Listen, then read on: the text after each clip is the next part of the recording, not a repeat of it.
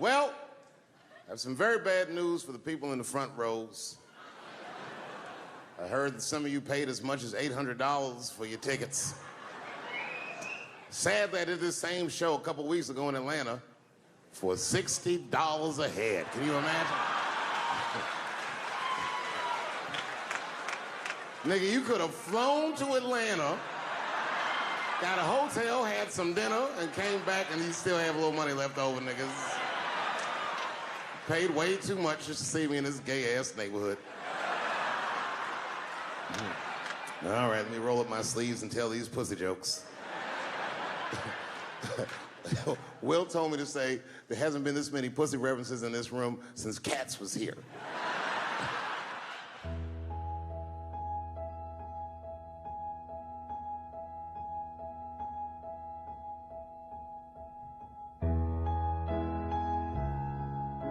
And when I think back at it, there's probably the only time in my life that I ever thought to myself, I should kill everybody at school. Thank you very much, New York. Good night.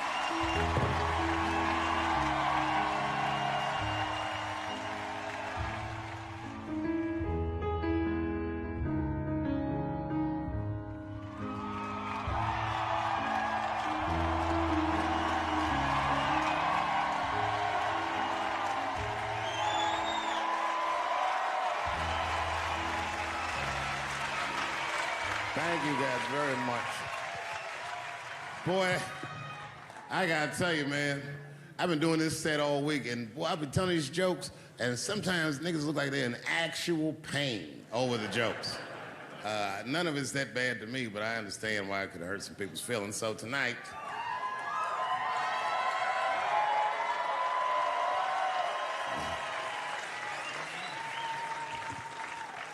I'm gonna give you an opportunity that I rarely give anybody.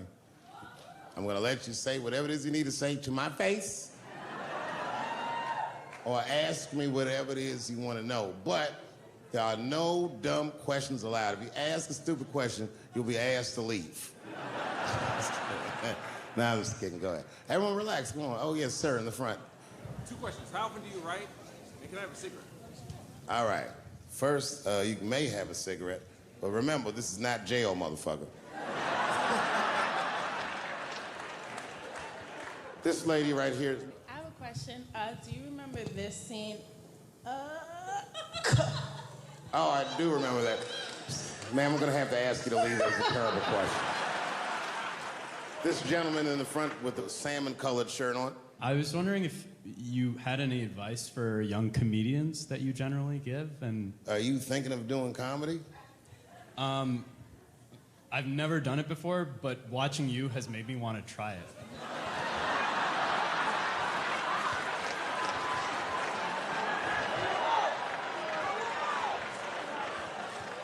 I don't know if that's an insult or not. It's a compliment. It's. I mean, niggas don't say I've never done brain surgery, but it looked a lot easier than I thought. I'm teasing.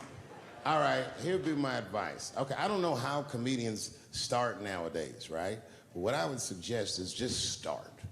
And once you start, you can't really stop, no matter what happens, no matter how bad it gets, no matter what people say. You know what I mean? Because comedy is weird like that.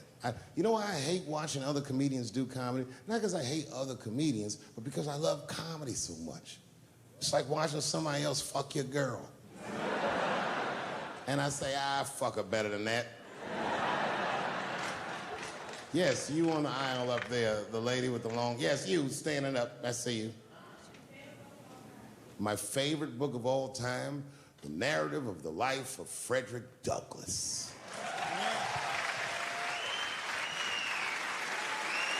That guy with the baseball hat.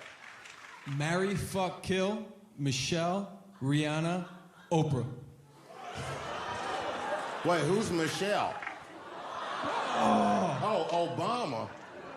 Well, sir, you're putting me in quite the pickle. I can't say I'll fuck Michelle Obama. That's insane. Well, I guess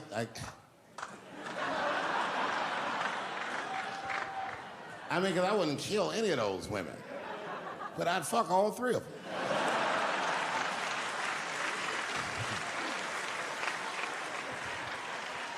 The gentleman in the blue Oxford standing up. Tell us the story with Charlie Murphy. Tell a story about Charlie Murphy? Or your favorite. Boy, there's so many good Charlie Murphys. You know, the thing with Charlie Murphy is he used to just make us laugh all the time. And I used to ask him about all the old Hollywood shit I was curious about. Like when they used to accuse Michael Jackson, I remember asking once, I go, Charlie, do you think Michael Jackson actually did those things? And he said, let me ask you a question, Dave. He said, say it is illegal to fuck women. How long are you staying out of jail? So God bless Charlie Murphy, wherever you are. Charlie, I love you. Who do you think is going to win the 2020 election? All right, I'm going to put a pin in this, but I'll tell you right now, fella, I don't know, but I think Trump has a better shot than a lot of people would like to think. I'm just saying, it all depends on how the left talks. The way we're talking is not going to win the fucking ball game. Donald Trump's over there on the right, grabbing handfuls of pussy. Joe Biden can't even smell hair over here. Fuck this side. All right, man, go ahead. Thank you so much for this show. And How old are you? 25. 25? Yeah. Boy, don't let R. Kelly see you. He's gonna pee on you by accident. Oh, my bad. I thought she was 15. Yuck. I'm totally joking. I'm sorry. My question is there anything you've learned from another comedian that you feel like will stay with you for life? I tell you what, miss, that's a good question. Yes, is the short answer. A longer version of it is this. I was raised by comedians. I started doing stand-up when I was 14. The other day, I went to a comedian's funeral, and I realized as we was putting this motherfucker in the ground that these people are at least as influential to me as my family. I rock with these niggas till the wheel falls off. We fight and we fuss and we are jealous of each other and we get mad at each other, but my life wouldn't have been what it was without each and every one of them, and I consider them my family. That's the answer. My favorite club in America is a club in San Francisco called The Punchline. It's a very small room. It's a 200-seat room. And I was working out the material that was going to be the show tonight. I still hadn't figured out exactly how to say what I wanted to say, but I was doing pretty good. And I was doing some Me Too jokes. And a woman stood up from the audience and she was crying. Clearly, it was a white woman. She says to me, you can't say that. It's 200-seat room, it's a very small room. I'm like, what the fuck are you, like, miss, are you okay? What are you doing? She says, you can't say that. I said, yes, I can, it's my show. I'll say whatever the fuck I want. The crowd's like, ooh, like this. And then she gets up from the table and she starts making a big, like, show of just pushing through the aisles and all this stuff. And there's like a curtain right before the front door. And she gets to the curtain and she's crying. It's fucking crazy. She says, I'm sorry I was raped. It's a fucking comedy club. It's like loud farting, getting out of an elevator. Nothing funny can happen in here. Now I'm trapped in a room with this woman's fucking stink.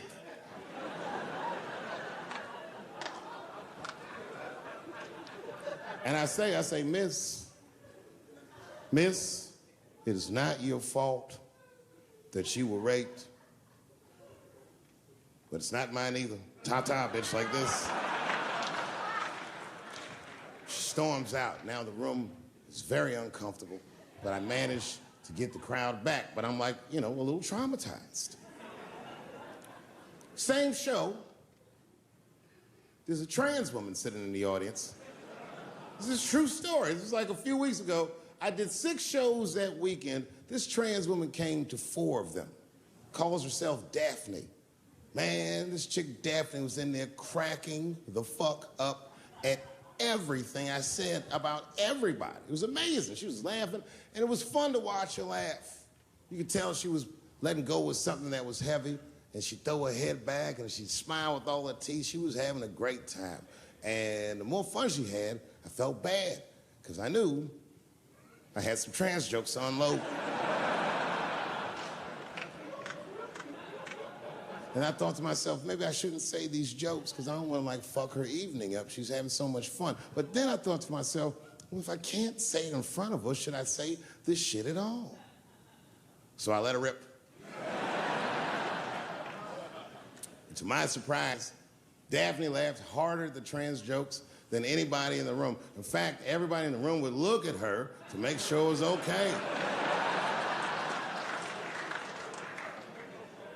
And I got off stage, I was in the dressing room, I was like, man, it's a fucking weird show. I'm sitting in the dressing room by myself just trying to figure out, like, what the fuck just happened out there? Like, why is it that this one woman can't take any of these jokes and Daphne can take all of these jokes? So weird. And then I realized, Daphne used to be a man.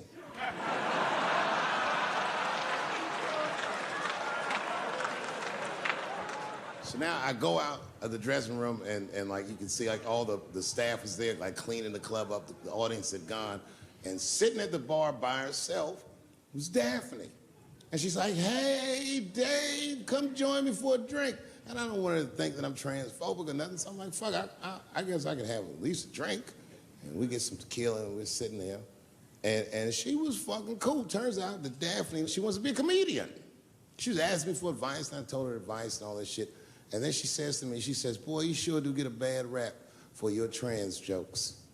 I said, Daphne, thank you, but you don't have to say that. I hope I didn't offend you. She goes, no.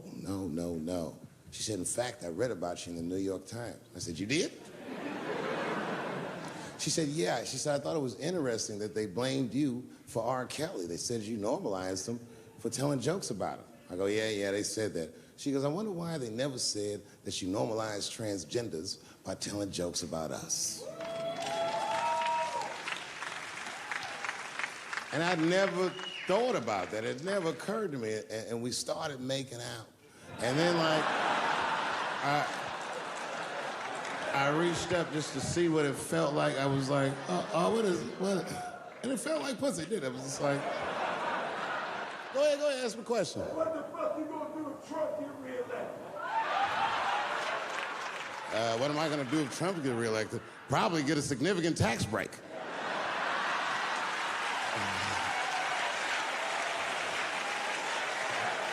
Hey, you wanna know why I don't even talk about Trump in my show? Because that motherfucker is not the hokey pokey. He is not what it's all about. There's millions of people that put him in power, and the ideas that he puts forth are not his own. He's singing poor white people's greatest hits. So why the fuck would I worry about him and not the other millions? I really know who I'm gonna vote for next time if things keep going the way it's going is that gay dude. No, Mike Pence.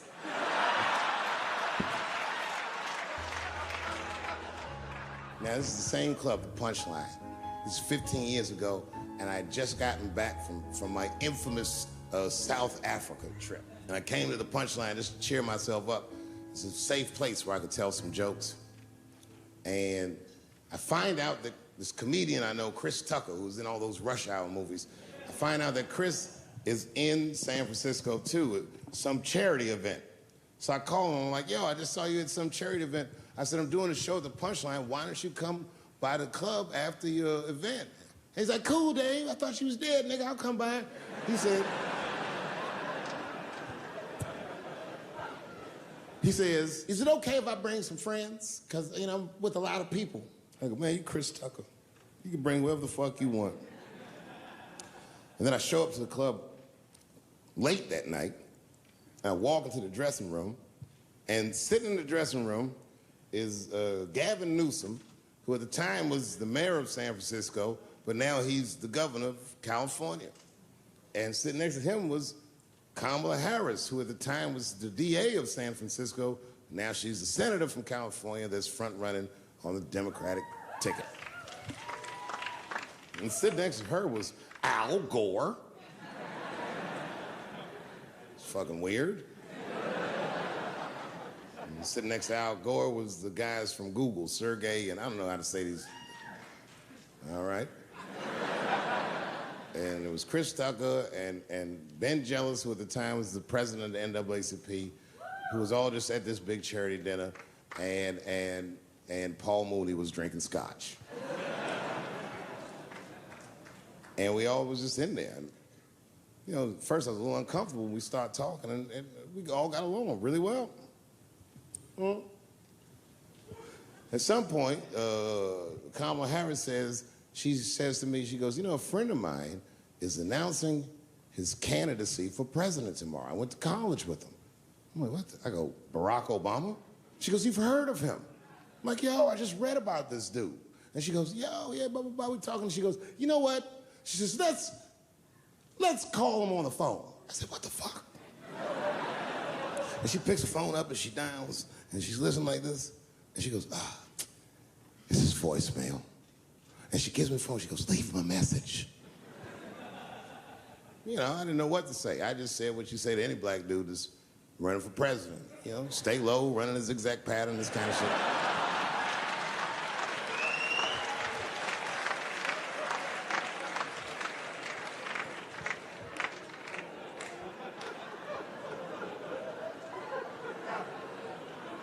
And then the last thing I say is, you know what? I said, sir, I really do believe you can do this. Like, man, I'm wishing you luck.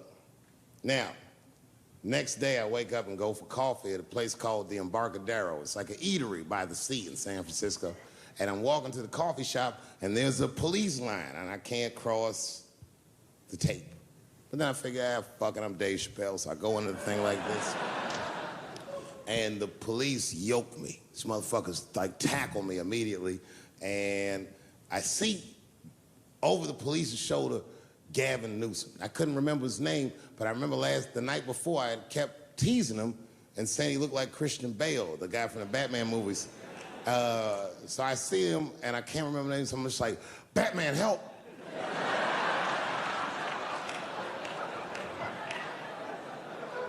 And he stops, he's like, Dave? And then the police see that the mayor knows me, so they're all like, oh, sorry about that. And he's like, hey, back up, everybody. And he just picks me up. He's like, I'm really sorry about that. I'm like, I'm fine, don't worry about it. And he's like, listen, I'm here with Prince. Would you like to meet him? I'm like, I know Prince. That's my nigga. And we go around the corner, and it was Prince Charles, the Prince of England. I didn't know the protocol of meeting royalty. You're not supposed to touch him. I dapped him up like a nigga. My nigga. Ah! Just hugging him and shit like this, dapping him up. Like this. And that nigga was cool, too. I was like, it's really fucking weird. And then I was just out there in the upside down, not having no TV show, trying to figure life out. And the election was going on in the background. And this guy, Barack Obama, was picking up steam. This motherfucker was killing it. And I had a chance to go to the last debate on the Democratic ticket, and I went. It's me and Chris Tucker sitting in Myrtle Beach, South Carolina. It's the last three candidates. It was Barack Obama, John Edwards, and Hillary Clinton. Now, Obama's a lot taller than Edwards and Clinton, and he had the center podium. And at one point, they're all on stage, and they start fussing, and Obama goes, look, none of us are perfect, like this. And his hands was like this, and there was light shining behind his head, and the other two candidates was looking up at the nigga, and I was sitting in the audience like, this nigga looks like Jesus.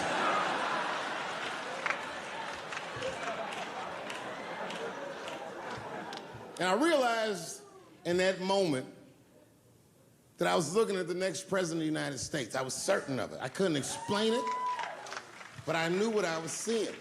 And I got really excited. And I'm not that kind of guy. I said, I gotta meet this motherfucker. So I stayed. They were all on stage doing interviews, and I just waited. I was waiting and waiting, and then John Edwards was done with his interviews first, because everybody knew he wasn't gonna win. And I see John Edwards, and I said, hey, Senator Edwards, I just want to say hi. And that motherfucker looked at me like, I'm like, fuck you, nigga, you gonna lose anyway. And then he left, and then Hillary Clinton just walked by me in one of them Steve Harvey suits.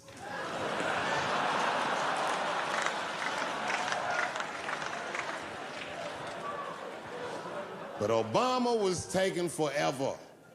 Everybody wanted to talk to him. When I knew the media saw exactly what I saw, there was no question about it. That was the guy. I waited and I waited, and finally, it must have been over an hour and a half, he finishes his last interview. He's like, "Man, thank you very much. Good talking to you." And he turns around, and we make eye contact. He sees me, and when he sees me, he looks over, he goes, "Dave Chappelle." And Obama did me the same way I did Prince Charles. He dapped me up, and he like bro hugged me, and he pulled me in, and I'll never forget this. He said in my ear, "I got your message." Thank you very much, New York.